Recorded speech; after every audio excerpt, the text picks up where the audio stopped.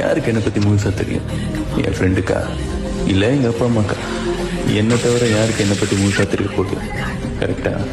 நான் என்ன நினச்சேன்றதுலேருந்து என்ன நினச்சிக்கிட்டு இருக்கேன்ற வரைக்கும் எனக்கு மட்டும்தான் தெரியும். அப்போது யாருக்குமே என்னை பற்றி தெரியாமல் இருக்கிறது நல்லதா இல்லை கேட்டதா? ஒரு பக்கம் அடுத்து நான் என்ன பண்ண போகிறேன்னு எனக்கு மட்டும்தான் தெரியும்.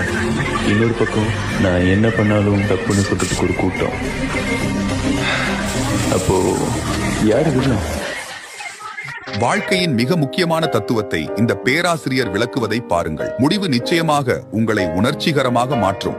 பேராசிரியர் மாணவர்களிடம் கேட்டார், இந்த ஜாடி நிறைந்திருக்கிறதா? அதற்கு மாணவர்கள் கூறினார்கள், ஆம். இப்போது பாருங்கள், இன்னும் நிறைந்திருக்கிறதா? பேராசிரியர் கேட்டார். ஆம். மறுபடியும் பார்க்கவும், ஜாடி நிறைந்திருக்கிறதா என்றார். ஆம். இந்த ஜாடி உங்கள் வாழ்க்கையை பிரதிபலிக்கிறது என்று இப்போது நீங்கள் கற்பனை செய்ய வேண்டும் என்று நான் விரும்புகிறேன். கோல்ஃப் பந்துகள் உங்கள் வாழ்க்கையில்